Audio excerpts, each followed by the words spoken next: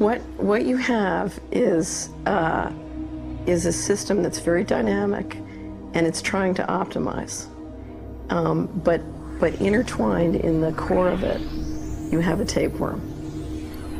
The way a tapeworm works in your body is it injects a chemical into your body that makes you crave what's good for the tapeworm and bad for you.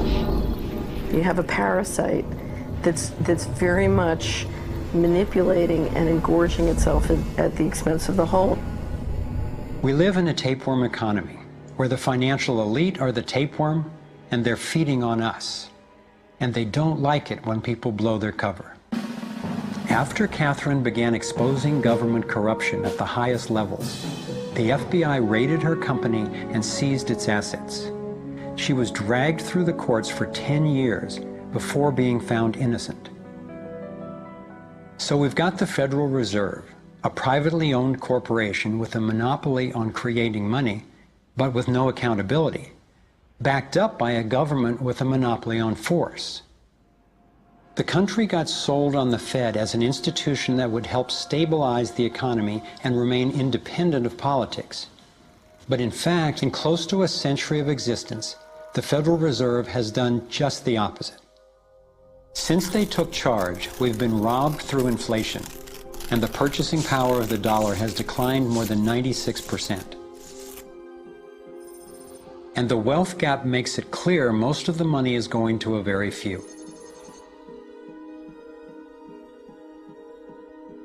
Only 16 years after the Federal Reserve was in power, America experienced the Great Depression. My research revealed that before the big crash in 1929, the elite bankers pulled their money out of the stock market. After the crash, they used that money to buy up cheap stocks and smaller failing banks for pennies on the dollar. Among the bankers who consolidated their wealth this way were the Rothschilds, Rockefellers, and Morgans.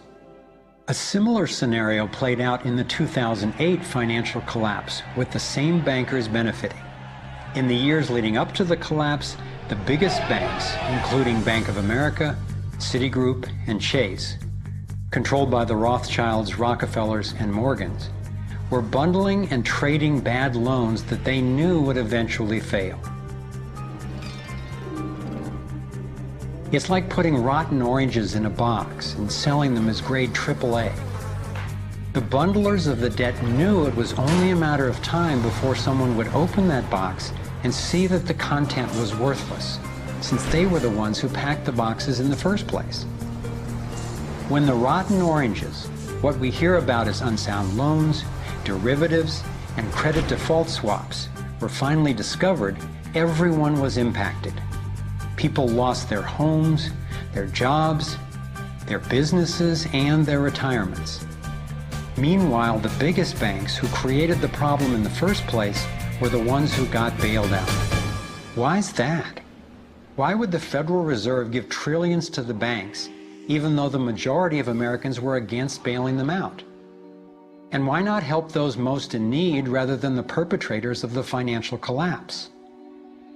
My research led me to believe that the same people who created the Federal Reserve, the Rothschilds, the Rockefellers, and the Morgans, still control it, and they use this scheme to bail themselves out at our expense. Many of the banks created are still the most powerful lobby on Capitol Hill, and they, frankly, own the place. I'm convinced that the near collapse of the economy in 2008 resulted from an orchestrated pump and dump scheme designed and executed by the big bankers to consolidate wealth and power. David Icke explains how he sees the Federal Reserve rigging the so-called business cycles. Stage one, it's like throwing a fishing line out. Stage one, you put lots of money, units of exchange, into circulation. You do this by pushing interest rates down, by making lots of loans. This is the part of the cycle we call a boom. Because there's lots of units of exchange in circulation, there's lots of money changing hands. That generates lots of economic activity. That generates jobs. And as more and more money is spent, there's more demand. So companies take out more loans of fresh air money, to increase their production. People get confident in their everyday lives. Hey, you know, I work for this company, they've got lots of orders, it's really going great, my job's safe, I tell you what, we're going to have a bigger house. Then they start to change it. What they do is they pull the fishing line in. They push interest rates up.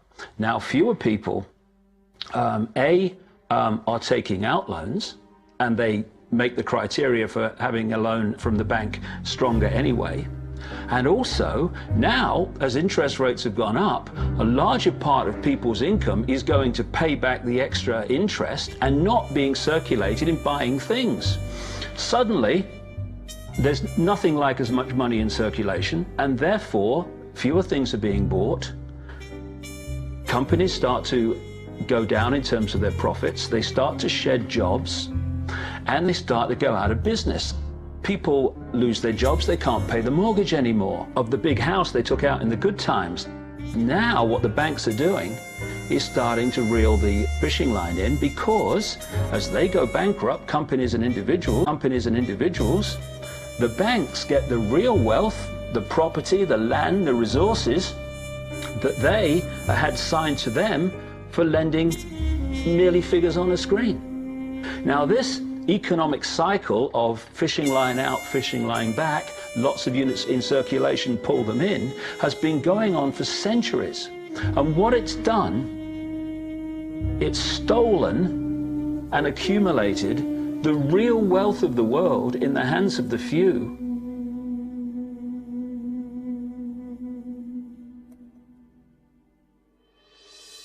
At the international level, central bankers use the World Bank and the International Monetary Fund to make more money while exploiting the resources of countries they lend to, bankrupting them in the process. The central bank of central banks is the Rothschild-created Bank for International Settlements. The elite are positioning themselves to control access to virtually everything we need to survive. No matter where you go in the world, the money is controlled by the banking system. They decide if people eat or if they don't eat. Who's a billionaire and who lives on less than $1 a day? He who controls the money controls the world, and a very few control the money.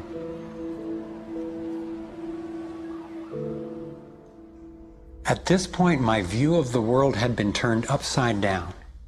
I was struggling with the realization that the failure and suffering of so many is actually success and fulfillment for a few. The elite central bankers